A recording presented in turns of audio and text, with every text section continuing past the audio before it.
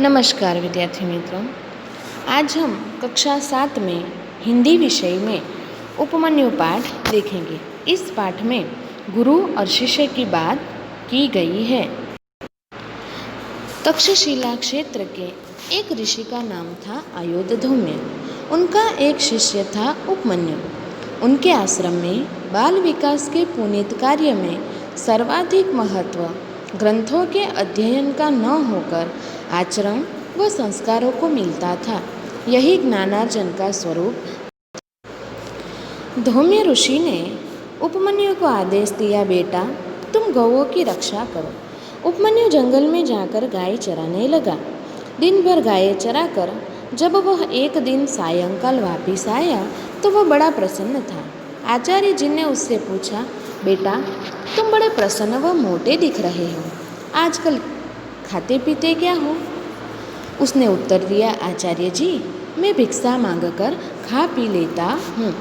तत्काल उसे निर्देश देते हुए उन्होंने कहा, बेटा मुझसे निवेदन करके वह अनुमति प्राप्त किए बिना अपने आप भिक्षा मांगना व अपने हित में इसका प्रयोग करना क्या उचित है? यह ठीक नहीं है। शिष्य ने आदेश का अक्षरशः पालन किया। प्राप्त भिक्षा आश्रम में जमा हो जाती थी। जब उपमन्यु जंगल में गायें चराने जाता था तो एक दिन धौम्य ऋषि ने उससे पूछा कि तुम इतने प्रसन्न दिख रहे हो, आजकल तुम क्या खाते हो? तो उपमन्यु ने उत्तर दिया कि आचार्य जी मैं भिक्षा मांगकर खा पी लेता हूँ। तब आचार्य जी ने उसे उसी क्षण रोकते हुए कहा कि गुरु से निवेदन किए बिना या उनकी आज्ञा प्राप्त किए बिना भिक्षा मांगना क्या उचित है? यह ठीक नहीं है। यह बात सुनकर उपमन्यु उनकी इस बात का पालन किया उन्होंने और वह प्राप्त भिक्षा आश्रम में वो जमा करवा देता था। एक दिन पुनः धौम्य ऋषि ने पूछा, बेटा आजकल तुम क्या खाते पीते हो? उपमन्यु ने कहा, गुरुदेव मैं पहली भिक्षा आपको निवेदित करके दूसरी भिक्षा पुनः प्राप्त करके स्वयं अपना भरण पोषण कर लेता हूँ। आचार्य जी उत्तर सुनकर चौंक गए तथा बोल उठे, ऐसा करना आचार्य के निकट रहने वाले शिष्य के लिए अनुचित है। इससे शिष्य मंडली की जीविका में अड़चन पैदा होगी तथा तुम्हारे जीवन में लोभ व व्यक्तिवाद का भाव जागृत होगा। उपमन्यु ने आचार्य जी का निर्देश स्वीकार कर लिया तथा पुनः गाय चराने के काम में जुट गया। एक दिन धौम्य ऋषि ने फिर से उसे पूछा कि तुम क्या खाते हो? तो उपमन्यु ने कहा कि मैं पहली भिक्षा आश्रम में जमा करवा देता हूँ और दूसरी भिक्षा मांग कर मैं अपना भरण पोषण कर लेता हूँ। उसी समय आचार्य जी ने उससे कहा कि आचार्य के निकट रहने वाले शिष्य के लिए ऐसा करना क्या उचित है? इससे शिष्य के पूरे समूह पर क्या असर होगी? व्यक्तिवाद का भाव इसमें जागृत होगा। यह बात सुनकर उपमन्यु ने फिर से उनकी बात का अनुसरण किया और फिर से गाय चराने के काम में वह लग गया। एक दिन पुनः परीक्षा लेने के उद्देश्य से गुरुदेव ने पुनः पूछ डाला, बेटा उपमन्यु तुम्हारी सारी भिक्षा तो मैं ले लेता हूँ, दोबारा तुम मांगते नहीं, फिर भी तुम हट्टे कट्टे हो, मस्त हो, आजकल क्या खाते हो? उपमन्यु ने चरण वंदन करते हुए कहा, गुरुदेव मैं इन गौओं के दूध से अपने जीवन का निर्वाह कर लेता हूँ। आचार्य जी ने तत्काल रोकते हुए कहा कि बिना अनुमति प्राप्त किए गौओं के दूध को पी लेना अनुशासन हीनता व चोरी नहीं है? क्या इससे शिष्य मंडली का अहित न होगा? उसे भी तुम क्या अपना धर्म समझते हो? उपमन्यु को अपनी भूल समझ में आ गई। उसे अनुभव हो गया कि उसने पाप किया है। एक दिन फिर से धौम्य ऋषि ने उपमन्यु की परीक्षा लेने के उद्देश्य से फिर से पूछ लिया उनसे कि उपमन्यु तुम्हारी सारी भिक्षा तो मैं ले लेता हूँ, दोबारा तुम मांगते नहीं, फिर भी तुम इतने हट्टे कट्टे क्यों हो?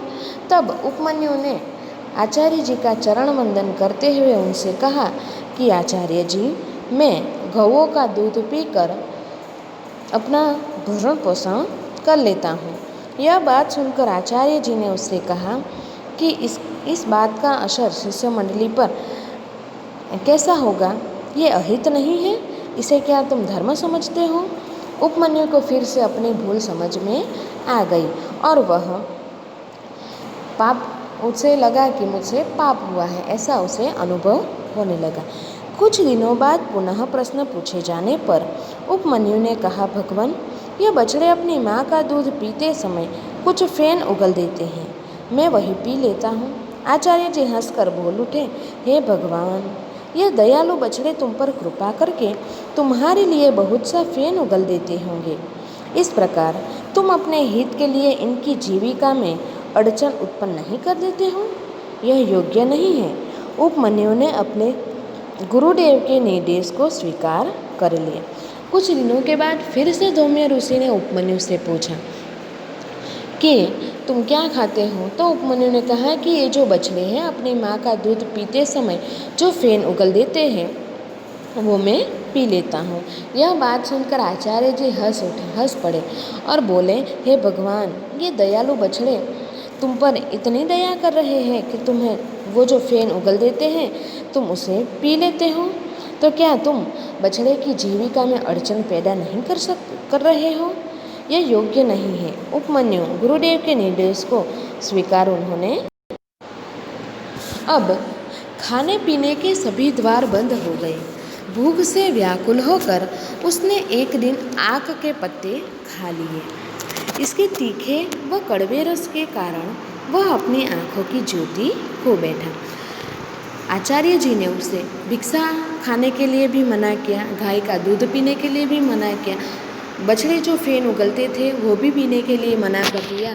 तो अब उसके पास खाने के लिए कोई मार्ग नहीं रहा था, तो इसीलिए उसके खाने पीने के सभी द्वार अब बंद हो चुके थे। अब उसे भूख लगी थी। भूख से व्याकुल होकर उसे भूख सहन न हुई और इसीलिए उसने आक के पत्ते खा लिए। आपने शायद देखे होंगे आक के पत्ते, हम जो भगवान हनुमान जी को हम जो फूल चढ़ाते हैं उसके जो पत्ते हैं वो आक के पत्ते हैं।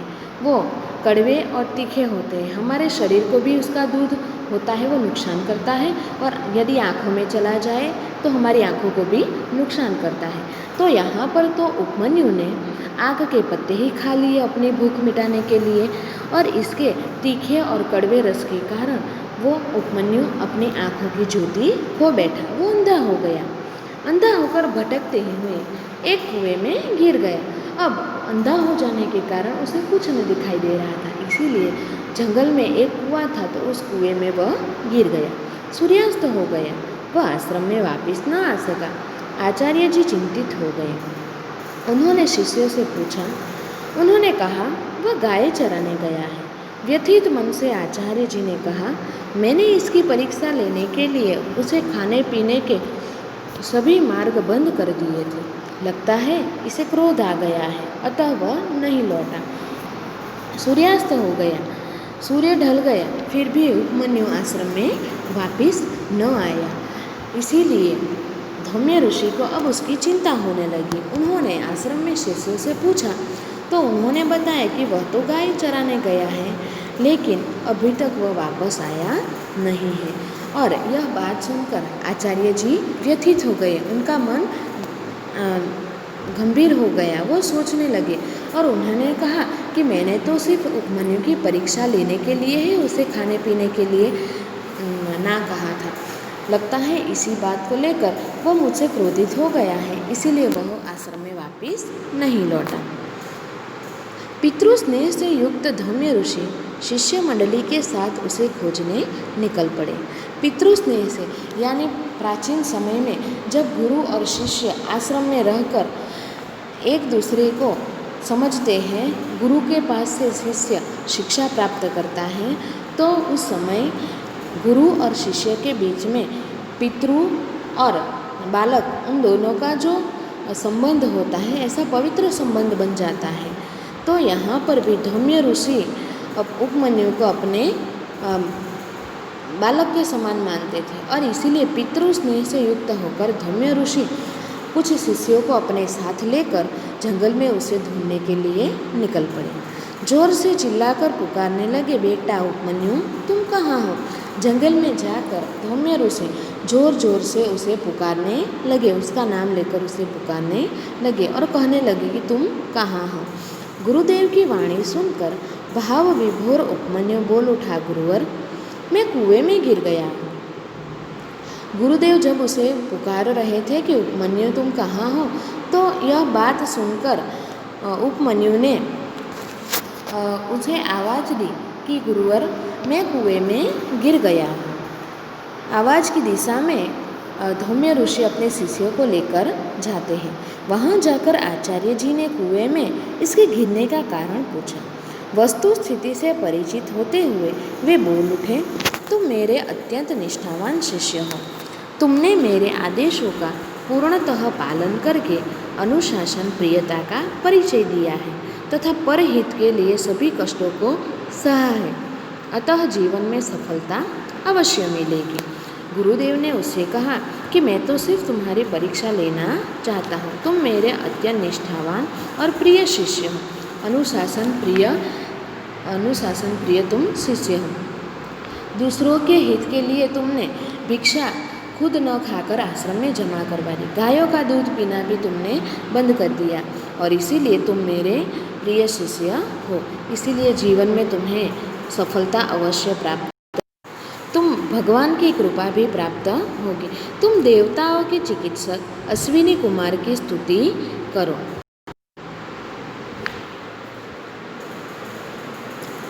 उपमन्यु ने वेद ऋचाओं से उनकी स्तुति की। अश्विनी कुमार ने दर्शन देकर उन्हें पुआ खाने को दिया।